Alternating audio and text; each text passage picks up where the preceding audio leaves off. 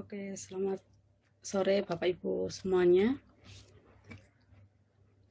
Kita akan memasuki dalam sesi yang ke-10 mengenai contoh rancangan penulisan karya ilmiah dengan pendekatan kuantitatif. Nah, saya memohon kepada Bapak Ibu sekalian untuk mengikuti secara terus-menerus karena ini teknik penulisan. Jadi yang akan membantu Bapak Ibu dalam penulisan karya ilmiah dalam pendekatan kuantitatif.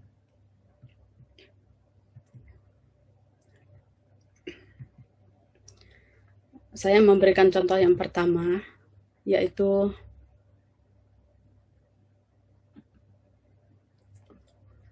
dengan judul tesis, pengaruh latar belakang pendidikan, kompetensi, motivasi terhadap kinerja hamba Tuhan di lingkungan Sinode Gereja X.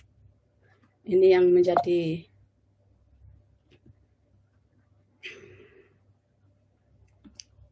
judul kita.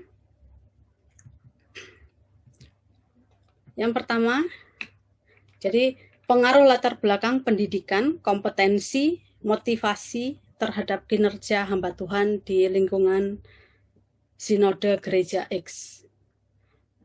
Bab pertama, kita akan membahas mengenai menulis tentang pendahuluan. Pendekatan kuantitatif. Nah, dalam pendekatan kuantitatif ada 8 pokok yang kita akan bahas. Yang pertama, latar belakang masalah. Kedua, identifikasi masalah. Ketiga, pembatasan masalah. Keempat, rumusan masalah. Tujuan penelitian. Penjelasan istilah, kegunaan penelitian, dan sistematika penulisan. Ini di dalam pendekatan kuantitatif, dalam penulisan pendahuluan, ke-8 pokok ini harus ada di dalam pendahuluan. Kita akan bahas yang pertama tentang latar belakang masalah.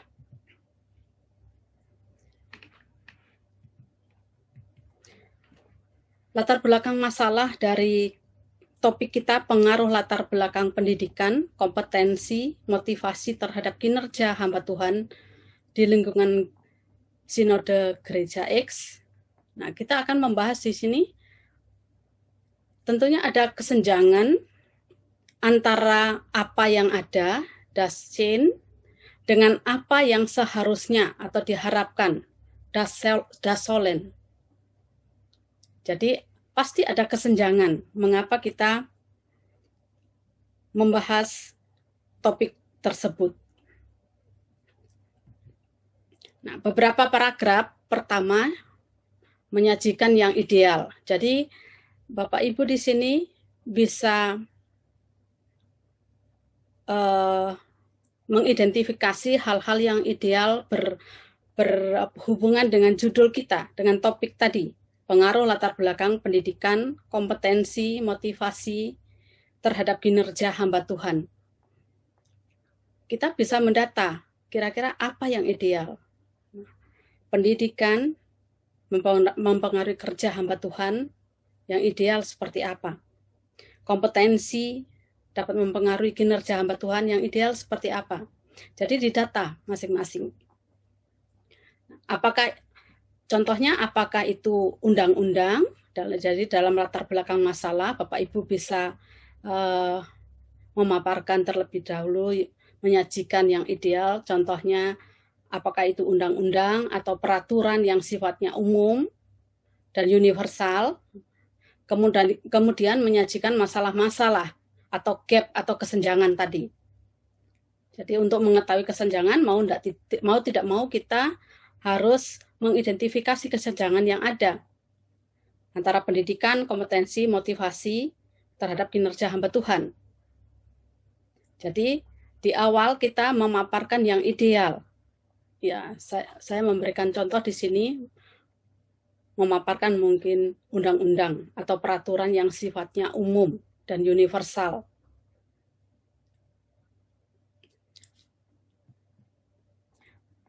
Contoh, masalah kinerja hamba Tuhan. Kalau kita bicara mengenai masalah kinerja hamba Tuhan, nah hamba Tuhan ini kok kinerjanya kurang bagus, katakanlah seperti itu. Kurang berkualitas, biasanya juga mengatakan demikian. Karena apa? Mungkin satu, kalau kita melihat topik pendidikannya. Pendidikannya bagaimana? Oh, pendidikannya hanya baru S1. Maka mau tidak mau ya kita harus menyekolahkan dia untuk mengupgrade, untuk ambil S2 lagi. Kemudian masalah kompetensi. Oh, kompetensinya juga kurang memadai atau kurang sekali. Maka dari sini kalau kompetensi kurang ya kita harus memberikan pelatihan-pelatihan untuk dia supaya dia kinerjanya baik. Dan juga motivasi. Motivasi itu juga bisa menjadi masalah kinerja hamba Tuhan. Nah, di sini kalau kita bisa memotivasi, memberikan satu dorongan kepada dia. Selain dorongan, memberikan semangat, memberikan ide-ide yang baru untuk dia, supaya kinerjanya lebih baik. Itu di latar belakang masalah. Kemudian identifikasi masalah. Bagaimana? Nah, penelitian itu mengidentifikasi beberapa masalah penyebab terjadinya masalah utama, yaitu hal-hal yang berhubungan dengan atau penyebab munculnya masalah utama. Mengapa si A ini kinerjanya kurang bagus? Disebabkan oleh apa? Nah, kita mau tidak mau melihat kembali topik kita. Oh, masalah pendidikannya, masalah kompetensinya, masalah motivasi, kurang di situ. Kita harus mengidentifikasi masalah ini diungkapkan dalam bentuk kalimat-kalimat pertanyaan. Apa yang menyebabkan dia kinerjanya kurang dalam hal pendidikan tadi? Jadi kita di sini mendaftarkan atau mengidentifikasi masalah-masalah yang berkenaan dengan kinerja hamba Tuhan di lingkungan sinode dulu. Kita daftarkan. Ada 1, 2, 3, 4, bahkan mungkin bisa sampai 10 item yang kita temukan, masalah yang terjadi. Nah, kalau kita sudah menemukan itu, yang ketiga, ada pembatasan masalah. Kenapa ada pembatasan masalah? Nah, kita harus sesuai dengan topik yang kita sudah tetapkan tadi mengenai pengaruh latar belakang, pendidikan, kompetensi, dan motivasi kinerja hamba Tuhan. Maka supaya tidak melampaui terlalu luas, supaya tidak terlalu luas pembahasan kita harus memberikan pembatasan masalah berkenaan dengan judul tesis tersebut. Nah, banyak masalah yang dapat diidentifikasi. Namun demi tujuan penelitian, maka harus dibatasi pada variabel-variabel yang ditetapkan saja. Nah, contohnya, dari 12 masalah kinerja buruk hamba Tuhan di lingkungan sinode gereja X, contoh ya, kita menemukan 12 masalah yang kita temukan. Maka di sini kita membatasinya, 12 itu terlalu banyak. Ada mungkin di luar topik kita. Maka kita tidak perlu pakai. Untuk itu kita membatasinya hanya pada 3 masalah saja. Pada 3 masalah itu tentunya yang berhubungan dengan latar belakang pendidikan yang mempengaruhi kinerja hamba Tuhan. Lalu kompetensi dan motivasi. Nah, 3 hal itu kita batasi. Jadi kita bisa memilah. Setelah kita memaparkan beberapa masalah, ada 12 masalah, kita memilihnya lagi, mempersempit sesuai dengan tulisan kita, topik kita masing-masing. Setelah itu, yang keempat kita harus merumuskan, ada rumusan masalah. Menetapkan rumusan masalah. Dari topik kita, nah, rumusan masalah ini yaitu dalam bentuk kalimat tanya. Karena ini kuantitatif, yaitu dalam bentuk kalimat tanya, khususnya menanyakan mengenai hubungan antar variabel, seperti contoh berikut ini. Pengaruh latar belakang pendidikan, kompetensi, motivasi terhadap kinerja hamba Tuhan di lingkungan Sinode Gereja X. Bagaimana cara membuat rumusan masalahnya?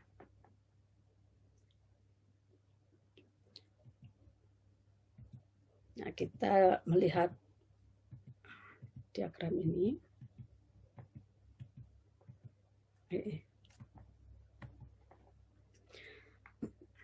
Apakah kinerja hamba Tuhan itu disebabkan atau dipengaruhi oleh latar belakang pendidikan? Latar pendidikan di sini juga mempengaruhi motivasi. Ada hubungannya dengan motivasi, ada hubungannya dengan kompetensi dan yang dapat mempengaruhi kinerja hamba Tuhan. Begitu pula dengan kompetensi, dengan motivasi. Motivasi sama.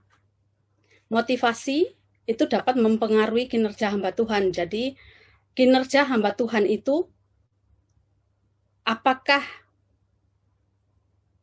dipengaruhi oleh motivasi? Oleh motivasi apakah berpengaruh pada kinerja hamba Tuhan? Kita harus dalam bentuk bertanya. Jadi untuk menemukan, merumuskan satu masalah, satu rumusan masalah itu dalam bentuk bertanya. Jadi contoh rumusan masalah sesuai topik kita, pengaruh latar belakang pendidikan, kompetensi, motivasi terhadap kinerja hamba Tuhan. Yang pertama, apakah latar belakang pendidikan mempunyai pengaruh terhadap kinerja hamba Tuhan? Maaf, kurang pertanyaan tanda tanyanya ya. Apakah latar belakang pendidikan mempunyai pengaruh terhadap kinerja hamba Tuhan? Rumusan yang kedua, kompetensi. Apakah kompetensi mempunyai pengaruh terhadap kinerja hamba Tuhan? Yang ketiga, apakah motivasi mempunyai pengaruh terhadap kinerja hamba Tuhan? Yang keempat, apakah latar belakang mempunyai pengaruh terhadap kompetensi hamba Tuhan? Jadi antara tadi pendidikan, kompetensi, dan motivasi. Sekarang latar belakang pendidikan, apakah berpengaruh, mempunyai pengaruh kepada kompetensi hamba Tuhan. Lalu yang kelima, apakah motivasi mempunyai pengaruh terhadap kompetensi hamba Tuhan? Yang keenam, terakhir, apakah latar belakang mempunyai pengaruh terhadap motivasi? Inilah yang kita bisa temukan dari topik, jadi dari judul tadi. Jadi ada 6 rumusan masalah. Kalau kita dalam penulisan, ini sudah menjadi berapa bab? Nomor 1 sudah bab seperti itu. 1 sampai 6 kita temukan rumusan masalah. Nah, adapun kegunaan penelitian, jadi kita juga harus memaparkan kegunaan penelitian apa di dalam latar belakang masalah ya. Masih dalam latar belakang masalah. Kegunaan penelitian tentunya untuk pengembangan ilmu pengetahuan. Kenapa? Untuk pengembangan ilmu pengetahuan, karena kita di sini topik kita berbicara tentang pendidikan, kompetensi, motivasi, dan terhadap kinerja hamba Tuhan. Jadi berpengaruh kepada ilmu pengetahuan. Selain itu juga pemecahan masalah praktek. Praktek di mana? Ya, kegunaannya untuk para hamba Tuhan.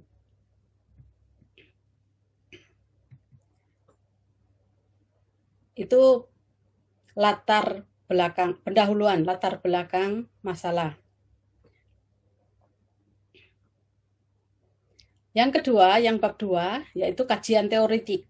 Jadi, tetap di dalam satu judul, pengaruh latar belakang pendidikan, kompetensi, motivasi terhadap kinerja hamba Tuhan di lingkungan Sinode Gereja X. Tetap dalam satu judul ini. Yang bab 2, yaitu kajian teoretik. Apa yang kita akan tulis dalam kajian teoretik dalam bab 2? Tidak lepas dari ke-6 rumusan masalah yang kita telah buat. Yang pertama, pengaruh latar belakang pendidikan terhadap kinerja hamba Tuhan. Itu yang kita akan tulis, kita deskripsikan, kita paparkan. Minim di sini mungkin 5 buku kita harus penuhi. Jadi tentu 5 buku yang berhubungan dengan pengaruh pendidikan, tentang pendidikan yang mempengaruhi kinerja hamba Tuhan. Lalu yang kedua, pengaruh kompetensi terhadap kinerja hamba Tuhan. Ini pun sama, 5 buku minimal. Pasti kita akan temukan mengenai buku-buku yang berhubungan dengan kompetensi. Yang ketiga, pengaruh motivasi terhadap kinerja hamba Tuhan. Sama, tetap pengaruh latar belakang terhadap kompetensi hamba Tuhan, pengaruh motivasi, ini kurang pendidikannya, latar belakang pendidikan terhadap kompetensi hamba Tuhan, nomor 4. Lalu nomor 5, pengaruh motivasi terhadap kompetensi hamba Tuhan. Nah, kalau kita nomor 6 sama, kalau kita temukan 5 buku, berarti 5 kali 6 sudah 30 buku. Jadi minimal penulisan tesis itu ada 30 buku. Minim.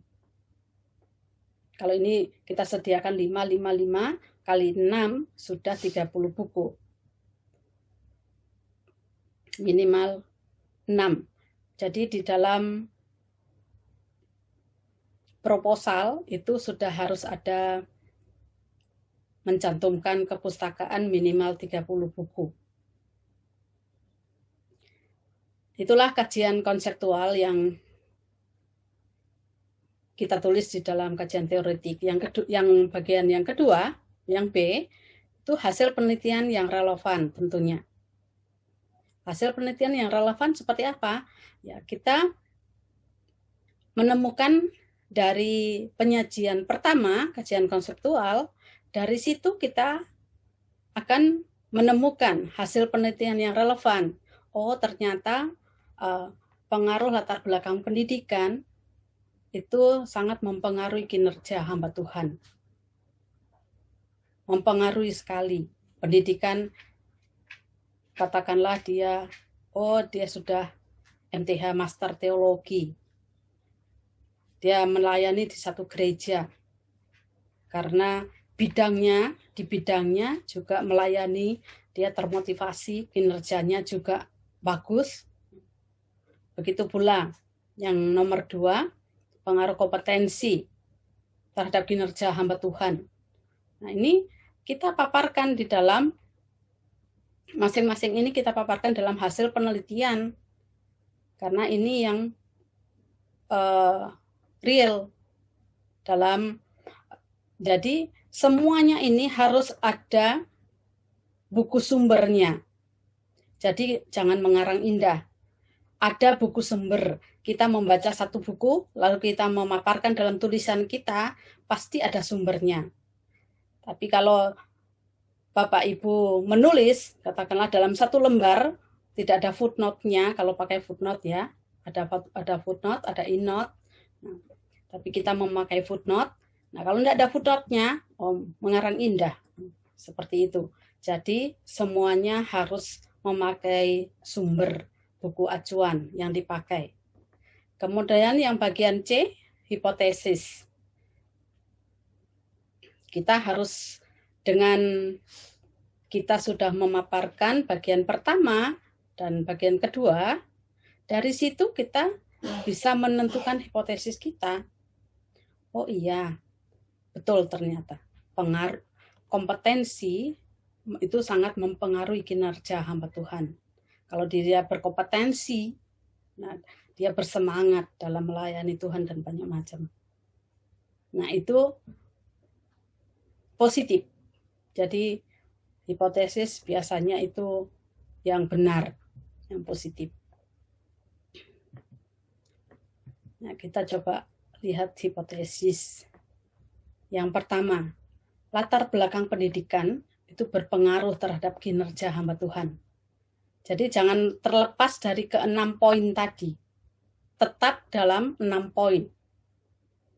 Setelah kita memaparkan kajian teoretik, konseptual tadi, pemaparan konseptual, yang kedua hasil, lalu yang ketiga hipotesis, maka kita akan menemukan bahwa memang benar latar belakang pendidikan itu berpengaruh terhadap kinerja hamba Tuhan. Jadi jangan terlepas, tetap dalam 6 poin. Tadi ada 6, sekarang hipotesis pun tetap 6. Yang kedua, kompetensi ternyata berpengaruh terhadap kinerja hamba Tuhan. Begitu pula dengan motivasi. Motivasi itu sangat mempengaruhi terhadap kinerja hamba Tuhan. Begitu pula latar belakang pendidikan itu berpengaruh terhadap kompetensi. Kalau dia berlatar belakang pendidikan yang baik, katakanlah dia master teologi, pasti berbeda kompetensinya dengan sarjana teologi. Tapi ya, semuanya ini pasti yang belajar sungguh-sungguh. Motivasi pun demikian. Sangat mempengaruhi, sangat berpengaruh terhadap kompetensi hamba Tuhan. Begitu pula dengan latar belakang berpengaruh. Latar belakang pendidikan berpengaruh terhadap motivasi. Jadi, biasanya seseorang berpendidikan A, maka pasti dia termotivasi sesuai dengan apa yang sudah dia dapatkan, dia raih. Itu memotivasi juga. Itulah kajian teoretik. Yang ketiga, kita diperhadapkan dengan bab 3, yaitu metodologi penelitian. Dalam metodologi penelitian, kita akan membahas di situ yang pertama, yaitu tujuan penelitian. Kita menulis satu topik, pasti ada tujuannya. Tujuan penelitiannya apa? Untuk itu, kita menulis topik judul, itu harus memiliki satu gairah kerinduan untuk ingin mengetahui. Kalau kita tidak memiliki rasa ingin mengetahui, ya kita tidak termotivasi untuk cepat menulis. Tujuan penelitian ini karena kita ingin mengetahui hasil akhirnya. Itu sangat memotivasi kita dalam penulisan. Jadi tujuannya apa? Lalu yang kedua, tempat dan waktu penelitian. Nah, mengenai tempat dan waktu penelitian ini, kita juga harus melihat kita waktunya katakanlah tinggal 2 bulan. Kita akan meneliti di mana? Kalau kita tinggal di Surabaya, kita akan meneliti di Ambon, mau tidak mau. Bagaimana caranya? Apakah bisa selesai? Nah, Bapak Ibu juga harus pertimbangkan tempat dan waktu penelitiannya. Memang pendekatan metode kuantitatif, kita tidak harus datang ke tempat penelitian. Kita hanya bisa mengirimkan kuesioner kita, di sana ada yang menjalankannya. Nah, itu banyak macam. Jadi kita memakai teknik yang mana dalam pengumpulan data. Nah, itu berhubungan dengan pengumpulan data. Metode penelitian yang digunakan harus tepat sesuai dengan topik judul kita. Kalau judul kita seperti tadi, nanti saya akan tunjukkan.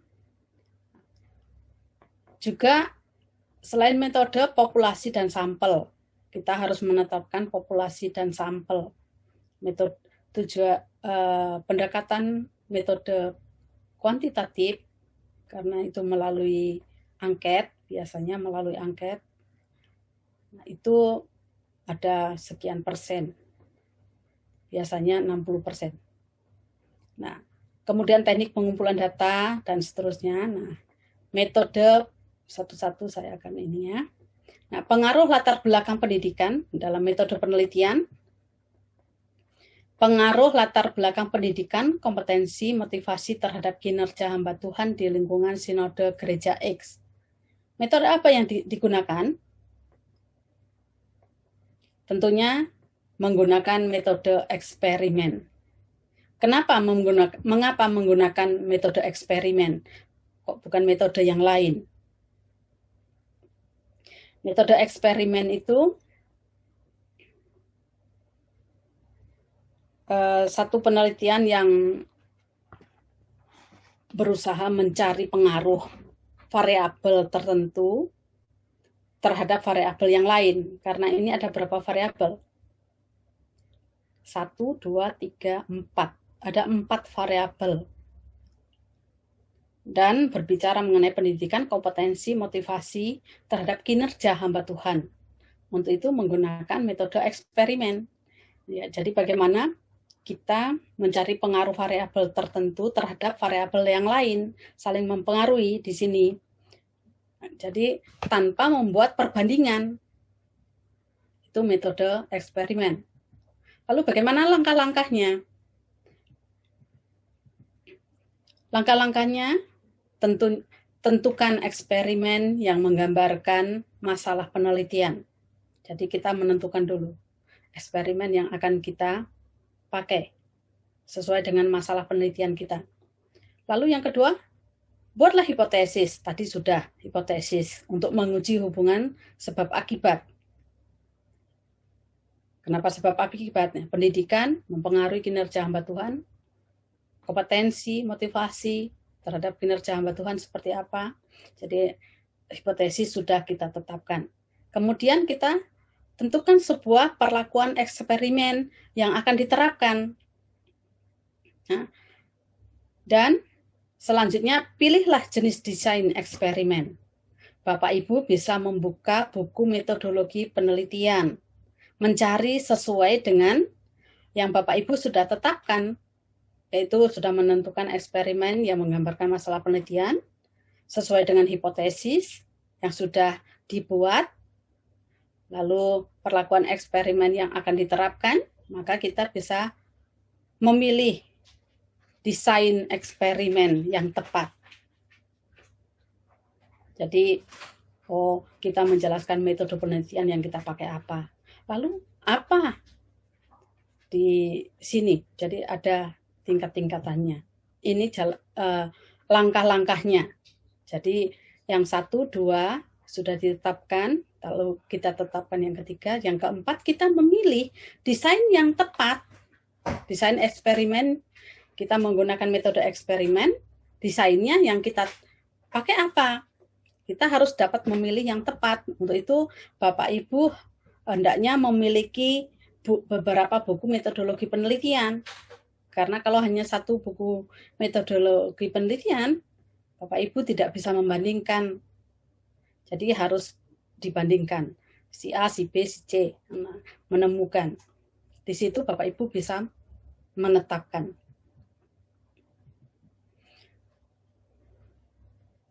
Yang keempat yaitu hasil penelitian dan pembahasan. Kalau kita bicara hasil penelitian dan pembahasan, nah di sini menyajikan data penelitian itu dalam bentuk statistik. Kalau kuantitatif itu dalam bentuk angka-angka, statistik. Tapi kalau kualitatif bukan dalam bentuk statistik. Jadi kemarin Pak Stefri sudah jelaskan.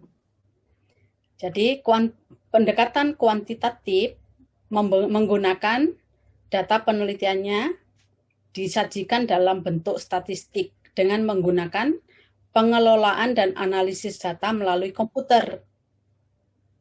SPSS, Statistical Package for the Social Science. Nah, yang pertama, jadi tetap ada 6 poin dalam memaparkan hasil penelitian dalam bab 4, hasil penelitian dan pembahasan. Jadi yang pertama, pengaruh latar belakang pendidikan terhadap kinerja hamba Tuhan. Yang kedua, pengaruh kompetensi terhadap kinerja hamba Tuhan. Yang ketiga, pengaruh motivasi terhadap kinerja hamba Tuhan. Sampai yang keenam. Nah, ini kita paparkan satu persatu. Katakanlah kita meneliti dari sekian hamba Tuhan. Katakanlah ada berapa hamba Tuhan. Nah, kita harus paparkan dari 5, katakanlah ada 20 hamba Tuhan. Kalau 20 hamba Tuhan, pertanyaan nomor 1 itu mungkin muncul 5 atau 10 pertanyaan mengenai pengaruh latar belakang pendidikan terhadap kinerja hamba Tuhan. Bapak Ibu menyiapkan pertanyaan untuk kuesioner, mungkin nomor 1 bisa menjadi 10 pertanyaan. Dari 10 pertanyaan, Bapak Ibu harus di situ menghitungnya secara statistik. Oh, yang memilih A ada 8, yang memilih ini, nah itu dikelompokkan. Jadi menghitungnya secara statistik tadi. Demikian pula dengan nomor 2 sampai nomor 6. Itu sama.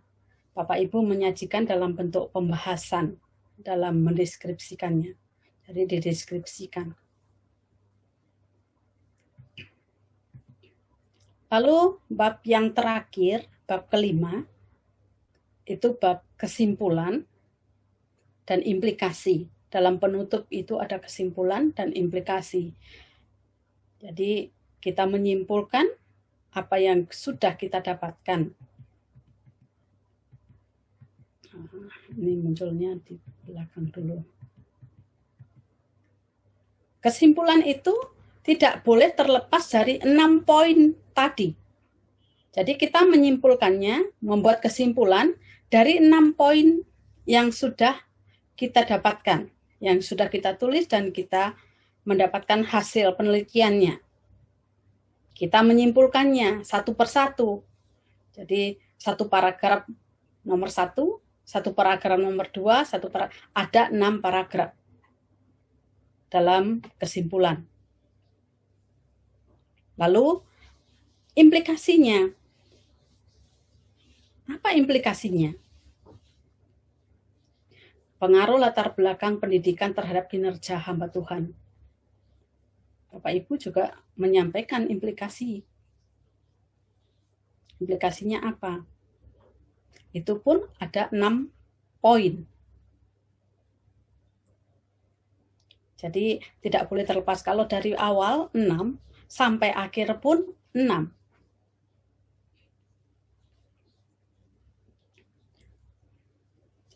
Jadi demikian. Sekian dan terima kasih.